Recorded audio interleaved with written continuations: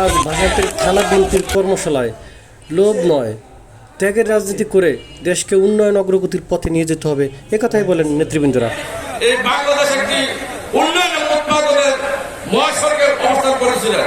সেটা কিরকম? শহীদ রাষ্ট্রপতি জিয়া রহমান বলছিলেন যে আমাদের উৎপাদন দ্বিগুণ করতে হবে, জনসংখ্যা নিয়ন্ত্রণ করতে হবে, রাস্তার দুধারে গাছ লাগাতে হবে, পুকুরে পুকুরে মাছ চাষ করতে হবে, ঘরে ঘরে হাঁস মুরগি পালন করতে হবে এবং মহিলারা বাসায় কুটির শিল্প করবে। এবং উনি খাল খনন কর্মসূচি ঘোষণা করেছিলেন। উনি জন্ম নিয়ন্ত্রণ পদ্ধতি বাংলাদেশ চালু করেছিলেন। আজকে জন্ম নিয়ন্ত্রণ পদ্ধতি যদি শহীদ রাষ্ট্রপতি জিয়া রহমান চালনা করতেন তাহলে কিন্তু জনসংখ্যা 40 কোটি হতো ভাই, 20 কোটি জায়গায় 40 কোটি হতো। এই শহীদ রাষ্ট্রপতি জিয়া রহমান গার্মেন্টস শিল্প বাংলাদেশে প্রতিষ্ঠা করেছে। গার্মেন্টস শিল্প বাংলাদেশের প্রথম কে প্রতিষ্ঠা করেছে? শহীদ রাষ্ট্রপতি জিয়া রহমান। শহীদ রাষ্ট্রপতি জিয়া রহমান প্রথম বিদেশে যে লোক পাঠাতে পারে, বিদেশে যে লোক কাজ করতে পারে, জনশক্তি রপ্তানি, সে শহীদ রাষ্ট্রপতি জিয়া রহমান শুরু করেছিলেন। তা আমরা বলতে পারি সত্যিকার অর্থে উন্নয়ন উৎপাদন রাজনীতি শহীদ রাষ্ট্রপতি জিয়া রহমান শুরু করেছিলেন। সেই ধারাবাহিক বাহিকতায় আমাদের নেত্রী জাতির বেগম খালেদা জিয়া এই দেশের উন্নয়ন উৎপাদন রাজনীতি করেছিলেন।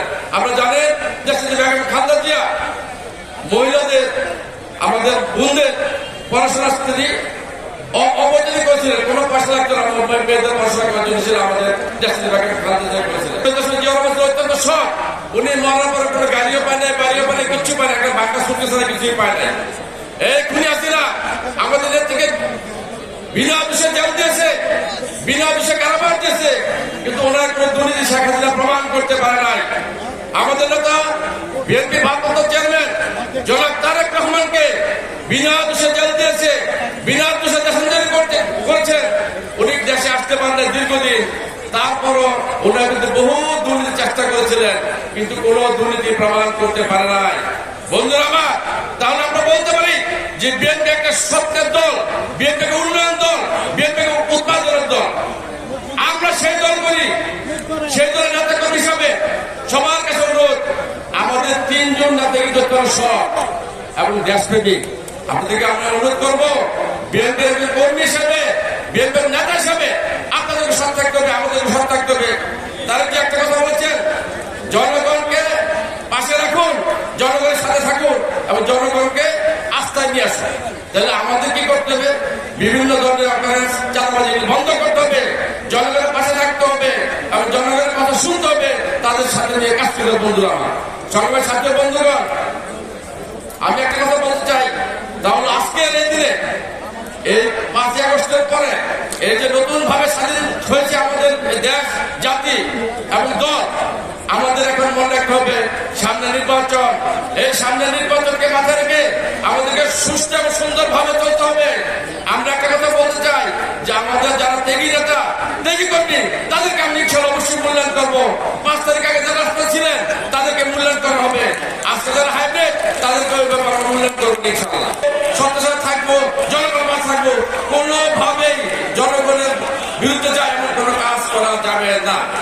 আমাদের নেতা জনাব তারেক রহমান বলেছে যে আমরা যারা আছি দলের ত্যাগী নেতা কর্মী, আমরা যদি সুষ্ঠুভাবে জনগণের থাকতে পারি তাহলে আগামী নির্বাচনে আমাদের বিজয়কে কেউ ঠেকাতে পারবে না, পারবে না, পারবে না। কেউ যে চাঁদাবাজি করতে না পারে, কেউ যে খারাপ কাজ না করতে পারে, অনেক লোক আছে বিএনপির নাম ভাঙা অনেক কিছু করার চেষ্টা করতেছে এখন পরে। তাদেরকে আমি বলতে চাই সাবধান, আপনারা কিন্তু ধরা পড়ে কিন্তু আর রক্ষা পাবেন না, কেন্দ্রীয় কারাগারে আবার আপনাদের যেতে হবে। এই বিষয়টা সবাই মাথা রাখবেন। আর কথা বলতে চাই যে আমরা মনোনয়নের পরে একটা গান শুনছিলাম, দলীয় গান, প্রথম বাংলাদেশ আমার, শেষ বাংলাদেশ, জীবন বাংলাদেশ আমার, মরণ বাংলাদেশ।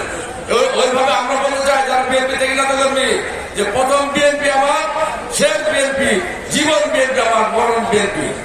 অতীতে বিএনপি করেছি, এখন বিএনপি করছি, ইনশাআল্লাহ মরণ এখন আমরা বিএনপি করবো। ভাইরা সবাই